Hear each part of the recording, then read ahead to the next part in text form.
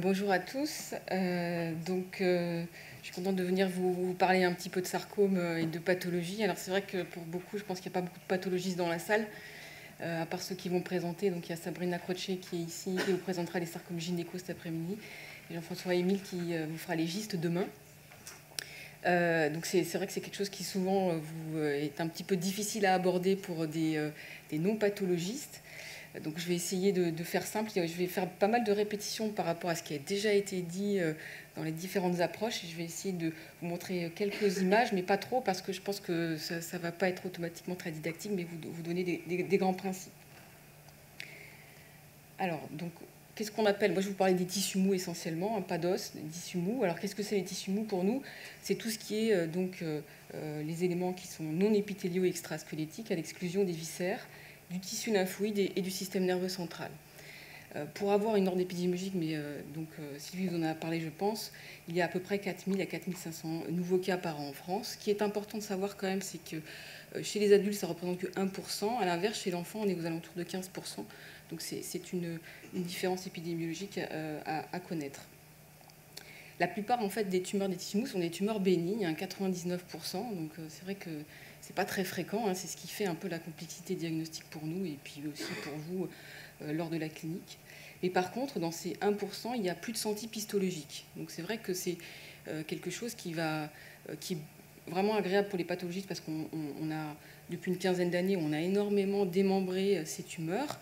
Avant, il y avait peut-être il y a 20 ans une trentaine de types, maintenant il y a plus de 100 types qui sont donnés par des données morphologiques, cliniques, mais également moléculaires. Donc on associe ces données pour pouvoir donner un diagnostic précis.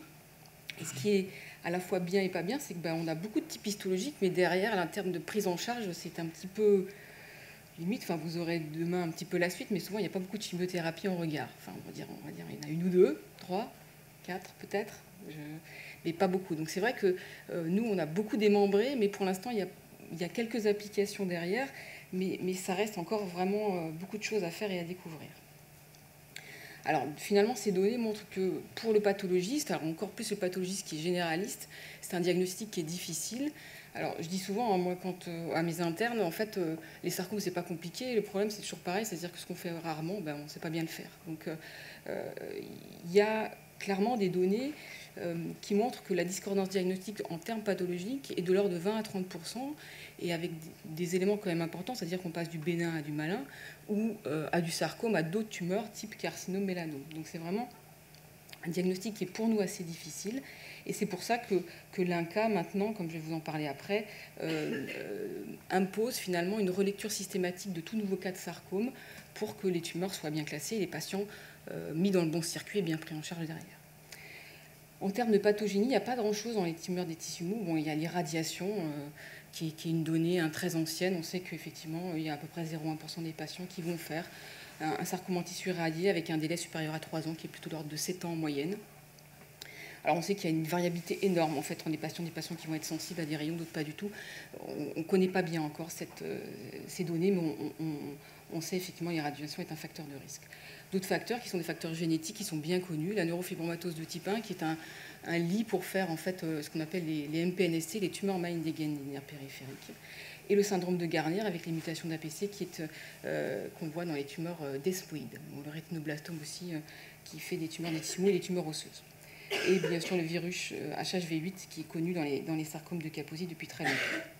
Alors, quelques généralités pour la prise en charge, mais je vais peut-être aller assez vite parce que vous en avez entendu parler, mais c'est toujours bien de répéter. Et ensuite, je vais vous parler plus particulièrement de l'approche diagnostique que nous faisons dans les tumeurs des tissus mous, et surtout l'élément vraiment qu'il va falloir être, qui est vraiment important pour nous, c'est qu'on a besoin de vous, d'une part, on a besoin des données cliniques pour pouvoir réfléchir. Et généralement, je dis, quand je sais l'âge du patient, la localisation, et souvent, si c'est superficiel ou profond, j'ai généralement 2 à 3 hypothèses diagnostiques avant de regarder la lame. Donc c'est très important pour nous. On va associer ensuite ça à des données morphologiques, des données immunohistochimiques et maintenant de plus en plus des données moléculaires pour arriver à un diagnostic précis. Je vous parlerai ensuite un petit peu du grading histologique qui est important pour la prise en charge derrière et l'avènement du grading moléculaire.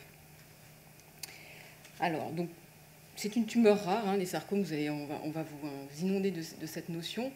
Et d'une sorte de dogme dont vous a parlé également Michel, c'est de dire finalement que toute tumeur des tissus mous qui est profonde, donc c'est-à-dire sous le plan aponévrotique qu'on voit ici, qu'on voit bien ici, et ou supérieure à 5 cm, je vais rajouter non adipeuse, on va dire, et suspecte de sarcome jusqu'à preuve du contraire. Donc voilà ici un exemple d'un sarcome ici qu'on voit bien, qui est sous le plan aponévrotique avec la peau, le tissu hypodermique. Donc c'est typiquement le genre de lésion qui est suspecte de sarcome. Donc je vais aller un petit peu vite, mais c'est vrai qu'en reprenant un petit peu ces données, dès qu'il y a une suspicion de sarcome, la première chose à faire, c'est effectivement un examen d'imagerie, l'IRM, donc Michel vous en a parlé, qui est l'examen de référence, le scanner pour l'évaluation de l'évolution à distance. Un élément important, c'est qu'à l'inverse de des lésions que vous connaissez surtout, qui sont les carcinomes, les sarcomes, eux, ne font pas de métastases ganglionnaires, ou très peu, ou seulement certains sous-types histologiques très particuliers. Et généralement, donc, il n'y a pas d'indication de curage associée au sarcome. La diffusion, par contre, elle se fait par voie hématogène, avec une prédilection au niveau des poumons.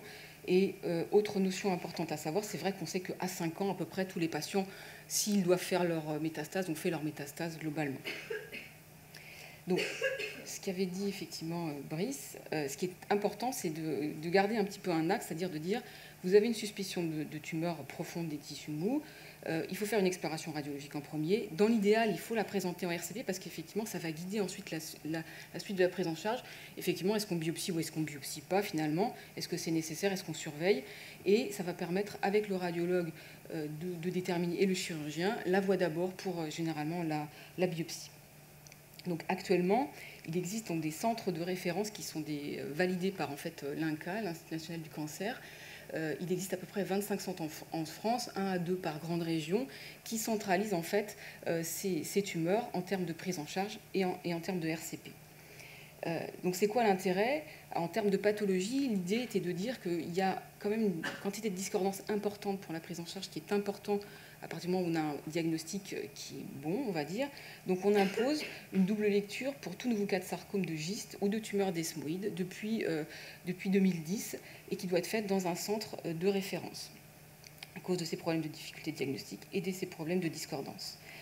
On impose également une biologie moléculaire maintenant qui va être systématique pour toute suspicion d'anomalies moléculaires sous-jacentes. Donc, morphologiquement, on sait qu'il y a certaines lésions qui vont avoir des anomalies moléculaires simples, dont je vous parlerai après. Et à ce moment-là, on va la rechercher systématiquement pour, entre guillemets, un peu bétonner le diagnostic. Et dernière chose, on enregistre en temps réel. Alors, donc ça, c'est une mine de données pour nous, mais également pour ceux qui sont intéressés par faire un petit peu de recherche dans ce domaine-là. Donc il y a une base de données en temps réel, en fait, où on enregistre tous les nouveaux cas de sarcome, où il y a les données à la fois cliniques, les données de RCP et les données également pathologiques. Et donc là, je vous ai mis, par exemple, j'ai fait une copie d'écran de hier, il y a actuellement 65 000 cas, 65 000 patients qui sont enregistrés dans la base depuis 2010. Donc c'est vraiment une banque de données qui est vraiment très intéressante à pouvoir exploiter. Bon, là, je vais aller un petit peu vite. Une fois qu'on l'a présenté à RCP, l'indication donc, de la biopsie diagnostique, avec bien sûr, vraiment, on est plus à même des biopsies plutôt radiologiques, qui vous a donné tous les intérêts donc, par rapport à la biopsie chirurgicale. Moi, je vais juste insister sur le fait qu'effectivement, on a besoin d'un certain nombre de carottes biopsiques. Globalement, votre pathologiste il va être encore plus content.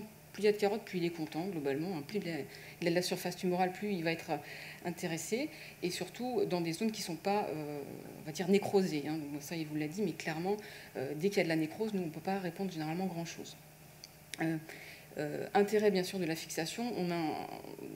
Généralement, le mieux, effectivement, c'est de pouvoir les envoyer directement au centre de pathologie et on va faire, nous, le tri, effectivement, entre ce qu'on va congeler, ce qu'on va mettre éventuellement en culture, ce qu'on va éventuellement fixer.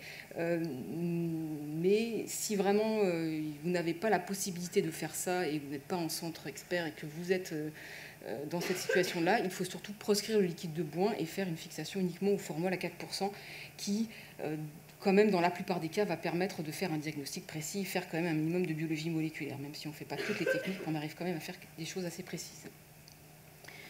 Alors, Pourquoi on fait une biopsie finalement avant de faire une exérèse d'emblée, hein? Bon, ce sont un peu des répétitions, mais il y a deux notions. D'une part, il y a certains types histologiques effectivement qui vont bénéficier d'une chimiothérapie néoadjuvante. Certains sarcomes de haut grade, mal situés, vont pouvoir avoir cette indication. Et une autre notion, c'est que la survie des patients, on sait que la survie des patients qui ont une exérèse d'emblée est supérieure à celles qui sont opérées en 2 ou en plusieurs fois. Donc clairement, il y a un vrai intérêt à faire une biopsie. Alors, l'approche diagnostique, alors je vais vous parler d'un temps que je n'ai pas connu, mais bon, on m'en a parlé, on va dire. Il y a à peu près 30 ans, effectivement, pour faire un diagnostic de sarcome, c'était quand même assez un peu difficile, enfin un peu difficile, on va dire qu'ils étaient quand même très bons, c'est-à-dire qu'ils avaient des données cliniques et des données morphologiques uniquement, et sur ces données-là, ils arrivaient quand même à classer un certain nombre de tumeurs, pas automatiquement très très bien, pas dans les centres histologiques qui n'existaient pas d'ailleurs à cette époque-là, mais globalement, ils y arrivaient un petit peu. C'était un peu fouillis quand même, hein, c'était un peu ça, c'est-à-dire que bon, parfois il y a des choses qui n'étaient pas très bien classées globalement, mais bon, on arrivait un petit peu à faire les choses. L'émergence, enfin, ce qui a vraiment permis de classer les lésions, ça a été dans un premier temps pour nous l'immunohistochimie il y a une vingtaine d'années, qui a permis en fait d'associer en fait l'expression de protéines de certaines tumeurs avec certains types histologiques, qui nous a permis finalement de mieux classer, de commencer à mieux classer les lésions. Et le bond qu'on a fait, c'était il y a une quinzaine d'années environ, c'était vraiment la biologie moléculaire, où là maintenant, on arrive vraiment à très très bien classer les lésions avec à la fois des données morphologiques, cliniques, immunohistochimiques, et le moléculaire va nous aider à le classer, mais le moléculaire ne fait tout de même pas le diagnostic, bien qu'on ait pu penser ça à un moment, mais en fait on s'aperçoit, je vous en montrerai, qu'il y a certaines tumeurs qui vont présenter des anomalies moléculaires qui sont très fréquent dans les sarcomes, mais pas spécifique des sarcomes. Donc parfois, si on regarde que la biologie moléculaire, on va pouvoir juste dire vraiment des énormités, c'est-à-dire qu'il y a certains sarcomes qui vont présenter les mêmes anomalies moléculaires que les mélanomes, par exemple. Donc vraiment, la biologie moléculaire, c'est une aide, mais c'est toujours associé aux données cliniques, morphologiques et immunohistochimiques. Donc on a encore un avenir, les pathologistes ont encore un avenir. Donc maintenant, c'est un peu ça, voilà, c'est un peu mieux classé maintenant. Je dis une centaine de sous-types à peu près. Alors je ne vous parle là que des tissus mous en plus, il y en a autant à peu près dans l'os. Donc les informations cliniques, je vous dis, on a vraiment besoin de vous pour ça. Et c'est vrai que parfois les bons sont un petit peu succincts, voire pas trop remplis. Donc c'est intéressant d'avoir ces données-là. Alors mon l'âge, souvent quand même on l'a. Le sexe généralement aussi, mais la localisation et la taille, c'est vraiment des éléments importants. Bon, généralement, quand on a biopsié une lésion, on suppose quand même que, a priori, elle était de grande taille ou alors profonde, mais c'est vrai que c'est des notions qu'on n'a pas tout le temps, surtout dans les tumeurs adipeuses. On a été un peu submergé à un moment, avant qu'il y ait un peu des règles qui ont été mises par les tumeurs adipeuses superficielles, où on nous demandait de faire de la fiche, donc en recherche de l'amplification pour différencier un lipome, un liposarcome. Et c'est vrai que finalement, on a été un peu embouteillé par ça. Maintenant, on en revient puisque ça commence à être un peu plus classé, mais globalement, voilà, les cliniques nous aident. Donc on sait que l'âge est un élément important. C'est que chez l'enfant, on a quand même quelques sous-types histologiques qui sont fréquents, comme les WING, le synovial-sarcome ou le rhabdomyosarcome. À l'inverse, chez l'adulte, on est plutôt sur des sarcomes dits indifférenciés, qui n'ont souvent pas trop d'anomalies moléculaires récurrentes. Ensuite, nous, il y a un dogme aussi, le rétropéritoine. On dit que dans le rétropéritoine, vous avez une tumeur du rétropéritoine. On va dire c'est un liposarcome bien différencié ou dédifférencié jusqu'à preuve du contraire. Donc c'est pareil. Et toute lésion qui est au contact d'un segment digestif, c'est une gyste jusqu'à preuve du contraire. C'est pareil. Donc c'est des éléments importants. Alors en termes de morphologie, je vais rentrer dans des choses qui sont un peu plus obscures, mais on se base sur deux bouquins. Alors le bouquin qui est un bouquin qui est l'OMS, qui est la classification en fait des tumeurs des tissus mous, qui a été remise au goût du jour en 2020, qui associe donc à la fois les données morphologiques, immunologiques et moléculaires, qui a vraiment intégré ces données, l'ensemble de ces données, et même définitionnelles pour certaines entités. Alors un autre bouquin qui est un peu plus ancien, mais qui vraiment reste une bible, qui est ce qu'on appelle le Blue Book, qui est faite par une pathologiste américaine qui s'appelle Sharon Weiss, qui aide beaucoup parce qu'elle était à ce moment-là très très très morphologiste. Il n'y avait pas de moléculaire à ce niveau-là et pas trop d'immunohistochimie.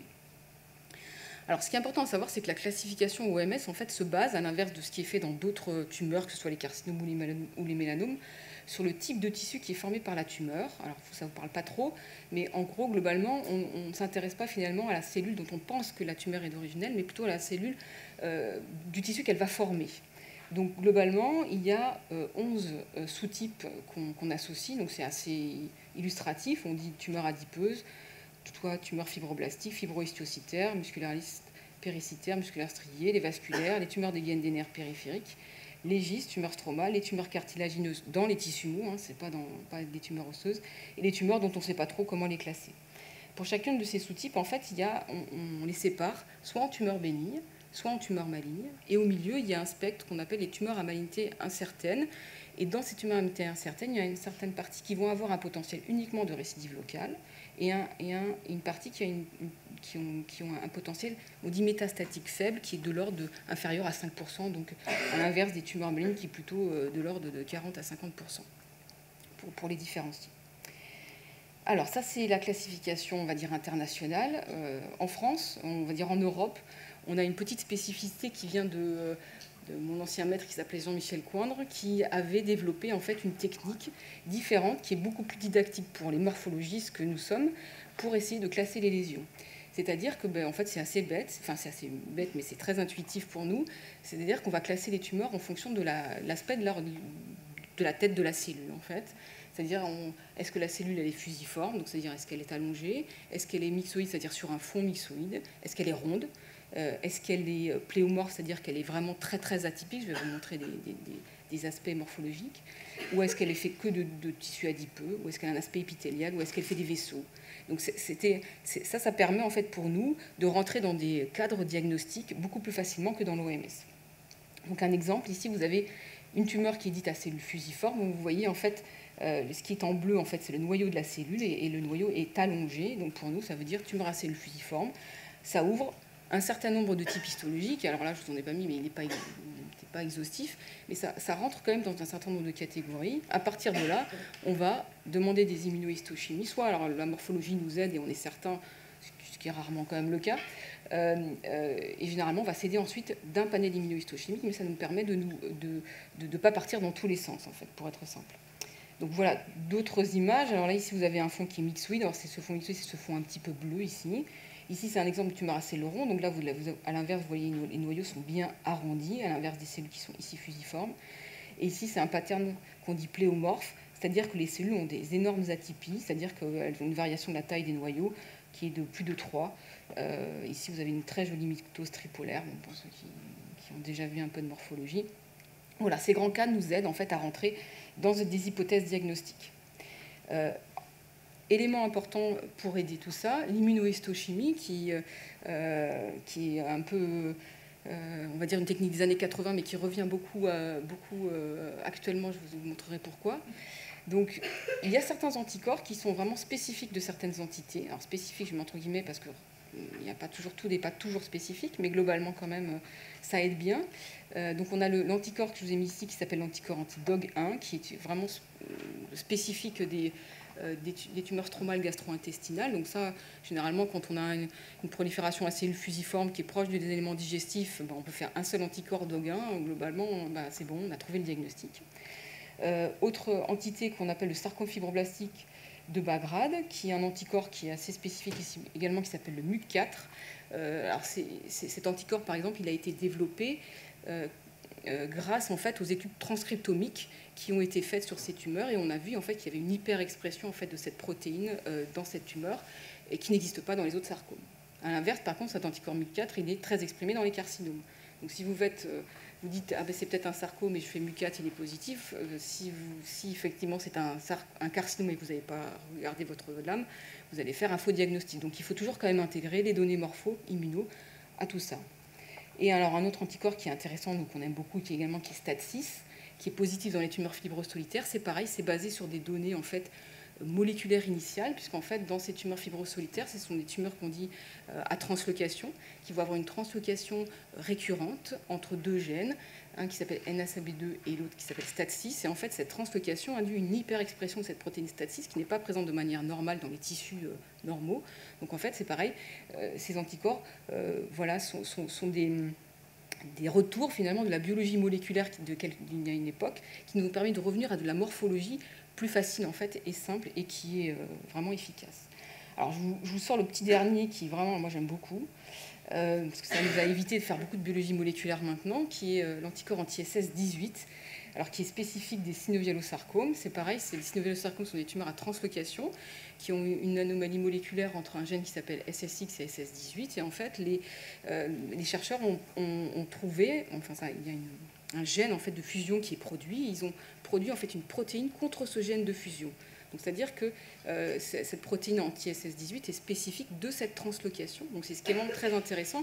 Et c'est vrai que c'est vraiment l'avenir, à mon sens, de notre discipline, c'est de pouvoir développer des anticorps spécifiques de ces translocations. Et je vais vous montrer à peu près la moitié des sarcomes ont ce type de translocation. Donc il faudrait presque produire à chaque fois un anticorps spécifique. Et ça permettrait finalement d'aller... On a fait avant beaucoup de biologie moléculaire et on revient finalement à l'immunohistochimie, parce qu'on a maintenant des marqueurs qui sont spécifiques contre voilà, des gènes d'intérêt. Donc maintenant, dans les synovialosarcomes, avant, il y a un an, je vous aurais dit que c'était obligatoire de faire la recherche d'anomalie moléculaire. Maintenant, avec la morphologie d'immuno plus cet anticorps, on ne fait plus de biologie moléculaire, par exemple. Enfin, ça a été validé dans le groupe, en tout cas, pour ne plus les faire. Il y a d'autres entités, par contre, ce qui est quand même la majorité, enfin plus de la moitié des cas, où finalement on n'a pas d'anticorps spécifique, et donc là on va s'aider d'un certain nombre d'anticorps. Donc là c'est un peu une cuisine, hein. Là on est, je ne vais pas vous dire qu'on a plus de 300 anticorps disponibles, mais voilà, il va y avoir des cuisines entre certaines protéines qui vont être exprimées, d'autres pas exprimées, et là c'est plutôt l'expérience des gens, et même si on sait que dans, je sais pas, tel pourcent ça va être positif dans ce type de tumeur, voilà, là, c'est l'expérience du pathologiste et l'habitude qu'il en a d'en avoir vu qui va permettre d'être un peu plus spécifique dans l'identité. Alors là, je vous montrais un sarcome épithélioïde qui est ici, qui est plutôt une tumeur assez ovoïde et qui a la particularité d'exprimer par l'AE1E3, qui est un marqueur épithélial, donc qui pourrait faire en plus aller vers un carcinome, mais qui exprime quand même le CD34, ce qui est anormal pour un carcinome, je vais vous le dire, et qui a une perte spécifique d'un corps qui s'appelle INI1. Donc l'association de ces trois permet d'aller au diagnostic de sarcome épithélioïde associé à la clinique. Généralement, c'est des tumeurs qui sont au niveau des membres. Dernière chose, donc la biologie moléculaire, comme je vous ai dit, qui est quand même intégrative de l'ensemble des données dont je vous ai parlé avant. Pour faire simple, dans les tissus mous, il y a deux grands types de tumeurs. Alors, je n'avance pas trop sur ce qui va être dit après, mais bon, je vais faire un peu simple. Et surtout ce qu'on fait en pratique quotidienne. Donc il y a la moitié des tumeurs qui vont avoir des anomalies qu'on dit simples et la moitié des tumeurs qui vont avoir des anomalies complexes et non spécifiques et surtout non récurrentes. Alors, les anomalies simples et qui sont récurrentes, elles sont de trois types. Il y a des translocations réciproques, des mutations activatrices, des mutations inactivatrices et des amplifications simples. Alors, quelques exemples. Translocation, je ne sais pas si je vous parle chinois, donc c'est l'exemple ici de deux gènes, vous avez ici de deux chromosomes, pardon, le chromosome 20 et le chromosome 4. L'idée, c'est qu'il va y avoir en fait une cassure au niveau du chromosome 4 ici, au niveau du chromosome 20 ici. Il va y avoir un échange de matériel génétique. Ça va se casser, se recoller, et vous allez avoir au niveau des zones en fait, où il y a eu cassure, généralement accolement de gènes qui ne se connaissaient pas trop et production de nouveaux gènes en fait, qui peuvent donner, en fait, soit déclencher en fait, la production d'une tumeur parce que ça leur donne un avantage prolifératif ou autre. Toujours est-il que c'est ce principe-là qui va drainer, enfin va driver certaines tumeurs. Alors, je vous montre pas les listes exhaustives qui s'allongent à peu près tous les jours. Je vous montre juste les plus fréquentes qui sont les plus connues, donc les tumeurs de la famille D-Ewing, qui sont plutôt des tumeurs osseuses, mais il y en a à peu près 20% qui sont extra-osseuses et qui ont des anomalies qui intéressent le même gène, EWSR1, avec des partenaires qui sont extrêmement variables. Donc ça nous permet, lorsqu'on met en évidence par exemple une translocation EWSR1, de dire nous sommes sur un sarcome D-Ewing. Pour les synovialosarcomes, je vous ai mis ces SS18, SSX. Là, par exemple, l'anticorps dont je vous ai parlé maintenant remplace en fait la recherche de l'anomalie moléculaire. Alors, je vous ai mis une nouvelle entité qui date quand même de 2011, mais c'est vrai que j'aurais pu vous mettre de nouvelles entités. On a de plus en plus de nouvelles entités, en fait, mais qui correspondent à des tumeurs de plus en plus rares. Là, on est encore dans la rareté, où à la fin, on a des séries où on en a 3 cas, et où on décrit une nouvelle anomalie moléculaire. Parce qu'on a quand même beaucoup démembré maintenant. Ici, c'est une nouvelle entité qui s'appelle les mangiandothélium pseudomyogénique, qui avait été décrit par Fletcher, qui est le référent américain. Donc, voilà, qui a une nouvelle anomalie qui s'appelle Serpine Fos B. Bon, voilà, toujours est-il que Cette translocation, par exemple, donc, elle induit une hyperrégulation d'anticorps FOSB et a été développé récemment un anticorps anti-FOSB. Donc maintenant, on utilise l'anticorps anti-FOSB pour faire le diagnostic de ces lésions, sans passer automatiquement par la biologie moléculaire. Alors, deuxième item, c'est les mutations qui sont dites activatrices. Donc c'est à peu près 20% quand même des sarcomes. Il y en a 3 types. Alors, celle que vous allez voir, mais Jean-François Émile vous en reparlera, c'est les tumeurs stromales gastro-intestinales. Il y a globalement, on va dire, les gènes KIT qui peuvent être impliqués, les gènes PDGFRA, et ensuite il y a des mutations beaucoup plus rares dans le cadre des SDH, je vous en parlerai, et également de BRAF. Donc ces mutations, elles sont importantes à la fois pour le diagnostic, mais on verra aussi pour la prise en charge et la thérapeutique, puisque en fonction du type de mutation, en fait, la sensibilité à certains ITK va permettre de prédire la sensibilité à certains ITK. Deux autres lésions, oui, les tumeurs desmoïdes, pardon, je vous ai parlé ici, qui sont des mutations du gène de la bêta-caténine. C'est pareil, c'est vraiment très important de les mettre en évidence dès qu'on a une suspicion, par contre, là, parce que d'une part, ça permet d'affirmer le diagnostic, et parfois, nous, en termes pathologiques, on peut avoir des différences, on peut avoir des difficultés à le classer, parfois en lésion réactionnelle versus en tumeur desmoïde, parce que ça peut ressembler. Et surtout, il y a un impact derrière, puisqu'on est de plus en plus dans la désescalade thérapeutique sur ces lésions, et affirmer que c'est une tumeur desmoïde le fait rentrer dans un processus de prise en charge très particulier de désescalade. Alors, les mutations inactivatrices, donc là, on est juste beaucoup plus rares, les tumeurs plus agressives et très rares, qui sont les tumeurs rhabdoïdes et sarcomes épithéliaux. Vous avez une inactivation, alors des 2 allèles d'un gène qui s'appelle SPARC-B1, et INI1, c'est la protéine, et une entité encore plus récente qui a été décrite par François Loirer, qui est pathologiste à Bordeaux, qui est la tumeur thoracique SMARCA4 déficiente, qu'on trouve souvent dans les lésions pulmonaires ou médiastinales, et qui est une inactivation biallelique du gène SMARCA4. Donc voilà, on est sur des tumeurs quand même beaucoup plus rares. Des choses que vous verrez plus fréquemment, par contre, ce sont les amplifications simples. Alors ça, on était un petit peu inondé par ça, puisque c'était les problèmes des tumeurs adipeuses atypiques, anciens liposarcomes bien différenciés des membres, et les liposarcomes dédifférenciés. Donc, cette amplification de MDM2, donc on va vous en parler beaucoup, effectivement, elle est présente dans les liposarcomes bien différenciés, dédifférenciés, mais elle est présente, par exemple, ici dans d'autres tumeurs, notamment les sarcomes intimaux, donc c'est les sarcomes cardiaques, et dans les ostéosarcomes parostéaux. Donc c'est des formes particulières de sarcomes de superficie de l'os. Donc vous avez des entités complètement différentes qui peuvent avoir la même anomalie moléculaire. Et si je vous dis juste, j'ai une tumeur, elle amplifie MDM2, vous n'allez pas pouvoir me dire, est-ce que c'est un sarcome intimal ou est-ce que c'est une tumeur adipeuse atypique. Ce n'est pas du tout la même prise en charge. Donc, tout ça pour vous dire qu'on a besoin vraiment d'intégrer des données cliniques et des données morphologiques. Ici, pour citer les angiosarcomes en tissu irradié qui présentent une amplification du gène sémique. Alors pour les pathologies, c'est très intéressant puisqu'en fait, bon, ça, il y en a un petit peu moins, mais effectivement, les techniques d'irradiation donc sur les seins restants, dans les cas des cancers du sein, il y a une fréquence de sarcomes, d'angiosarcomes en tissu irradié. Et pour nous, c'est parfois difficile de faire la différence entre ces angiosarcomes en tissu irradié versus ce qu'on appelle des tumeurs vasculaires atypiques, qui sont des lésions bénies au niveau du sein. Et l'amplification de ce gène sémique nous affirme la malignité de la lésion. Donc pour nous, c'est un élément important à mettre en évidence par technique, généralement par technique FISH. Alors je vous montre juste un exemple pour vous illustrer un peu qu'est-ce qu'on peut voir en technique FISH. Donc FISH, c'est l'hybridation in situ par fluorescence. Le principe de l'hybridation in situ par fluorescence, c'est ça, c'est que on a ici le chromosome qui est le chromosome 12, j'ai mis 17 mais c'est le 12. On utilise en fait des fluorochromes qui vont taguer d'une part le gène MDM2, qui est ici en vert, et un autre qui tague le centromère, c'est-à-dire la partie centrale de votre chromosome, en rouge.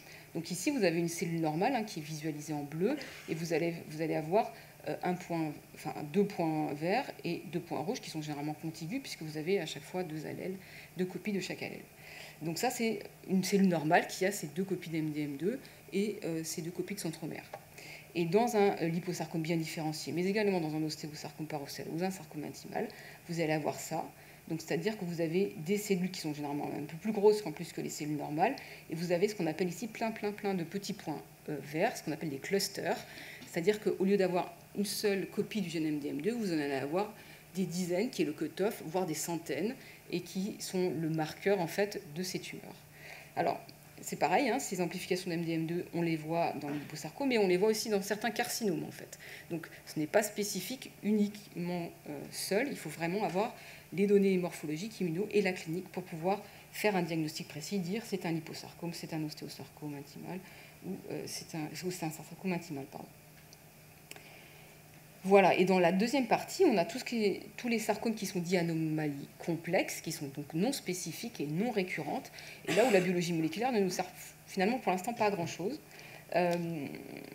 Donc ce sont ce qu'on appelle les sarcomes indifférenciés, les anciens UPS, les léniosarcomes, les tumeurs malignes des gaines des nerfs périphériques ou MPNST, les angiosarcomes, et là, on n'a pas de choses intéressantes à se mettre pour l'instant sous la dent. Donc on ne cède pas, dès qu'on a un sarcome agénomique complexe en fait, sous le microscope, on sait qu'on ne va pas faire de recherche d'anomalies moléculaires.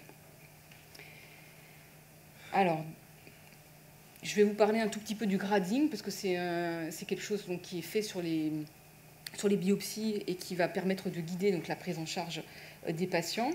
Ce qui est intéressant à savoir, c'est que quand on va dans une conclusion d'un sarcome, on va donner le type histologique, hein, qui est un élément important.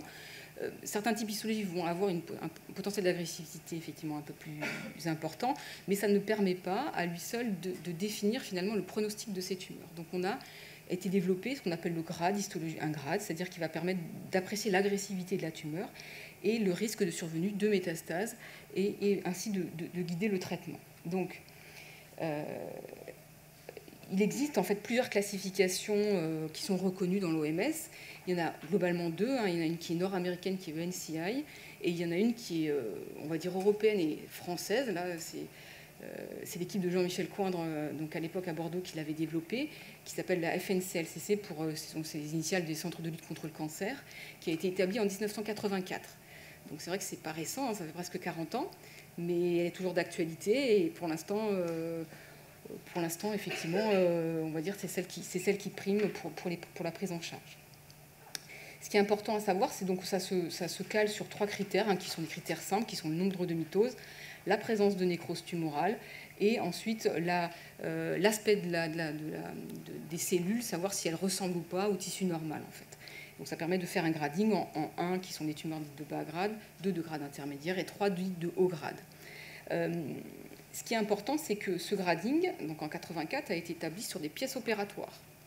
Donc en pièces opératoires, actuellement, comme on vous a dit, c'est absolument pas le standard de prise en charge des sarcos. Donc on utilise le grading de la FNCLCC sur les biopsies. Il y a quand même un écueil, et donc Michel vous en a parlé, c'est que souvent, les radiologues, d'ailleurs ils font bien, ils ne vont pas biopsier la nécrose, puisque nous, on ne va pas pouvoir répondre dessus. Donc souvent, sur biopsie, on n'a pas un échantillonnage de la nécrose. Donc c'est vrai que le grade de la FNCC avant été établi sur pièce. Maintenant, comme on l'établit sur biopsie, il faut toujours la corréler aux données de la RCP, c'est-à-dire que si votre tumeur, la biopsie, moi j'ai un grade 2 en morphologie, mais qu'à côté il y a 50% de cellules de nécrose sur l'imagerie, ça correspond en fait à un grade 3. Donc ça c'est important de corréler effectivement, et on regrade généralement finalement en plus de la morphologie, à cause de cet écueil qui était sur pièce opératoire et maintenant sur biopsie. Il faut vraiment compléter les 2 données et ne pas passer à côté de grade 3 qui pourraient bénéficier éventuellement donc de traitement néoadjuvant.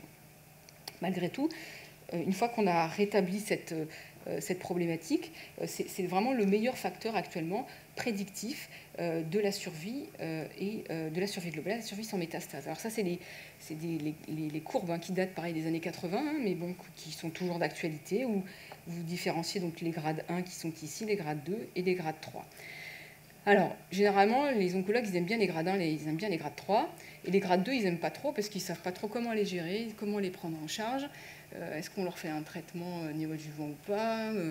Moi, je pense que oui. En RCP, c'est des discussions sans fin. Donc, c'est vrai qu'il y a une proposition qui a été faite d'essayer d'améliorer finalement ce grade histologique. Donc, il y a une technique qui est actuellement en cours, qui est en cours de validation dans le cadre d'essais cliniques, qu'on appelle le grading moléculaire, qui établit sur un score qu'on appelle le score SINSARC. Alors, je ne vais pas vous en parlez trop, je ne sais pas si on en parle après, mais bon, si tu en parles après, bon, alors je ne vais pas aller trop loin. Toujours est-il que ce grading, en fait, qui date maintenant quand même il y a plus de 20 ans, 15 ans, on va dire, avait permis de montrer, en fait, de switcher, en fait, au lieu de faire 3 grades, de faire 2 grades, de dire qu'il y avait des tumeurs qui étaient, en gros, sympathiques, des tumeurs qui étaient plutôt agressives. Donc, au lieu d'avoir 3 grades, vous avez 2 grades. Et ce SynSAR, qui est basé, en fait, sur des données transcriptomiques, permet en fait de faire une meilleure séparation des patients entre les patients qui vont bien évoluer versus ceux qui ne vont pas évoluer. Donc c'est un meilleur facteur pronostic et qui est un facteur indépendant qui avait été validé sur différents types histologiques et qui marchait très bien. Et on a pu montrer qu'il faisait mieux en fait que le grading morphologique. Donc le problématique, bon, on nous expliquera, c'est que bon, ce n'était pas très applicable parce que c'était fait sur matériel congelé qui n'était pas très disponible.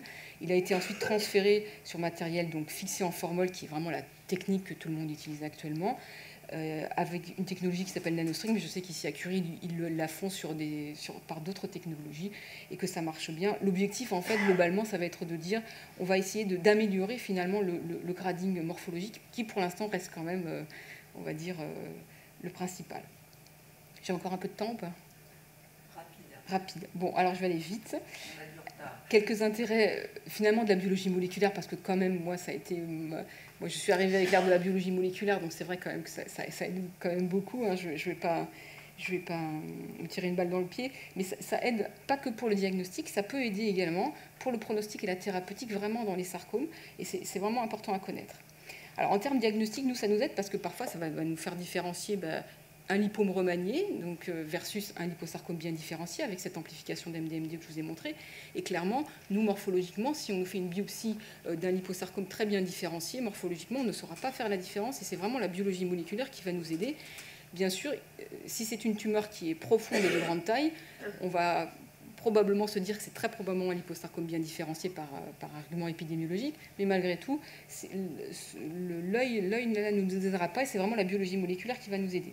Il y a d'autres contextes où ça nous aide également, c'est des lésions fréquentes, hein, dermatofibrosarcome de Derrier-Ferrand versus histiocytofibrome, c'est des lésions parfois qui peuvent être également compliquées, et c'est vrai la biologie moléculaire, là, dans certaines situations, surtout sur biopsie, alors sur les punch biopsiques de DFSP, versus histiocytofibrome, vraiment, la biologie moléculaire nous aide et va permettre de faire soit une petite exérèse simple, soit faire une exérèse beaucoup plus large. Pareil, myxofibrosarcome, liposarcome myxoïde, la biologie moléculaire va nous aider car le liposarcome myxoïde va avoir une translocation. Le myxome, je n'en ai pas parlé, il a des mutations ponctuelles. Le myxofibrosarcome, lui, n'a rien, mais globalement, voilà, ça va vraiment nous aider. Alors, je vous avais illustré ici ça par un cas clinique. C'était un homme de 22 ans qui avait une petite tumeur cutanée de 3 cm de la paroi thoracique antérieure, pour lequel, effectivement, il suspectait quand même plutôt une lésion de type DFSP. Nous, voilà ce qu'on avait en morphologie. Alors, j'aurais pu grossir, mais je ne suis pas sûre que vous auriez vu beaucoup plus. Toujours est-il que c'est une tumeur à cellules fusiformes et monomorphes. Alors, nous, monomorphes, ça veut dire que toutes les cellules, elles ont exactement la même tête. C'est un élément qui est récurrent pour nous, c'est-à-dire qu'à partir du moment où les cellules, elles se ressemblent toutes, ça veut dire surtout que derrière, il y a une anomalie moléculaire simple. Comme elles ont toutes la même anomalie, elles ont toutes la même tête, pour être simple. Donc nous, quand on a des tumeurs qui ont toutes la même tête, toutes les cellules ont vraiment la même tête, ça veut dire qu'il y a une anomalie moléculaire, on va la chercher. À l'inverse, quand vous avez une prolifération où il y a des cellules fusiformes, ovoïdes, pléomorphes, mais mixées, on sait très bien que ça ne va pas être généralement d'anomalies simples, et généralement, on ne va pas faire de biologie moléculaire. Là, c'était monomorphe, donc on s'est très bien dit, bon, c'est très probablement quand même... très probablement une tumeur, on va dire, conjonctive, peut-être maligne. On s'aide souvent d'un marqueur qui est le CD34. On sait que, par exemple, dans les histiocytofibromes, il doit être négatif. Théoriquement, dans les DFSP, il est positif. Mais bon, en fonction du site de biopsie, on peut avoir vraiment une problématique d'interprétation. Donc c'est vrai que là, le seul moyen de trancher entre les deux, c'est la biologie moléculaire. Et on utilise à ce moment-là, donc, pareil, des techniques de fiche, qui sont des techniques où on va rechercher en fait ce qu'on appelle des splits, c'est-à-dire c'est des séparations. Donc ici, voilà, je voulais illustrer parce que ce n'est pas toujours très évident à voir. En gros, globalement, on va rechercher si en fait il y a une cassure. Là, l'élément normal, le point vert et le point rouge sont associés. Et là, ils sont séparés. Ça permet de montrer qu'il y a une cassure. Et ça, dans le contexte associé à la morphologie et à la clinique à la morphologie, de dire c'est un dermatofibrosarcome et d'avoir ensuite généralement des exérèses de type MOS ou MOS modifié en fonction. Là où ça nous aide beaucoup, c'est vraiment les sarcomes de l'enfant, parce que les tumeurs acélérantes de l'enfant, elles ont globalement à peu près toute la même tête. Et là, vraiment, on a des aides morphologiques, immunohistochimiques, mais globalement, vraiment, le moléculaire va énormément nous aider. Je vous illustre ici, c'était une tumeur chez un garçon de 16 ans, de la paroi thoracique, donc une volumineuse tumeur ici, qui avait une tête, une tumeur à cellules rondes, pareil, monomorphe, donc monotone, donc toutes les cellules se ressemblent, globalement maligne parce qu'il y avait pas mal de mitose, bon je ne vous ai pas montré mais elle était maligne. Donc là, effectivement, on se dit, soit on fait des immunos qui ne nous aident pas beaucoup, je vous ai mis une liste, mais globalement ça ne nous aidait pas à grand chose.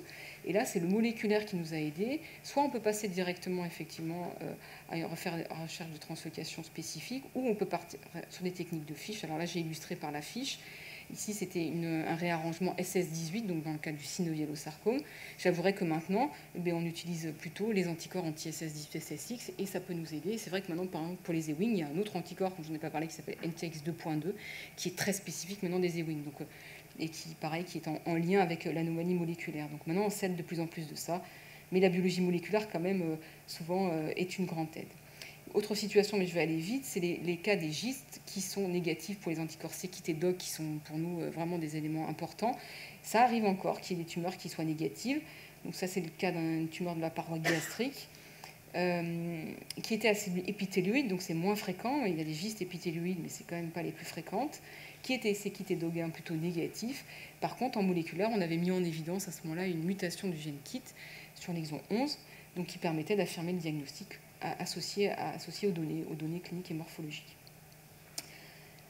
En termes de pronostic, je vais aussi aller vite, ce qui est important, c'est que certaines anomalies moléculaires vont avoir un pronostic différent. On sait que dans les radiosarcomes alvéolaires, il y a des transcrits de type PAX7 et PAX3. Alors c'est encore discuté, mais il semblerait que les PAX7 soient de meilleurs pronostics que les PAX3. Bon, ça peut être éventuellement une petite aide. Ce qui est important, c'est dans les gystes, surtout, puisque vous avez différents types de mutations, et les différents types de mutations vont guider le traitement. On sait que les mutations de l'exon 11 ne vont pas avoir sont plutôt de meilleurs pronostics, de plus mauvais pronostics. À l'inverse, les mutations de l'exon 18 de PDGFRA sont généralement de très bons pronostics. Donc c'est pareil, c'est des éléments intéressants. En termes thérapeutiques, globalement, les sarcomes de l'enfant, maintenant, on ne va pas pouvoir traiter un sarcome de l'enfant si on n'a pas une preuve moléculaire, globalement, donc il faut l'avoir. Pour les sarcomes de l'adulte, donc les gystes, je vous ai dit, les mutations, ce sont des facteurs prédictifs de réponse aux ITK. On sait que les exons 11, c'est plutôt des bonnes réponses, donc généralement, il y a une dose simple d'ITK. Les exons 9, c'est plutôt une sensibilité moins importante, donc on va doubler généralement les doses. Et on sait que les mutations de l'exon 18 PGFRA, généralement, les réponses ne sont pas très bonnes, donc on va généralement switcher vers des ITK alternatifs.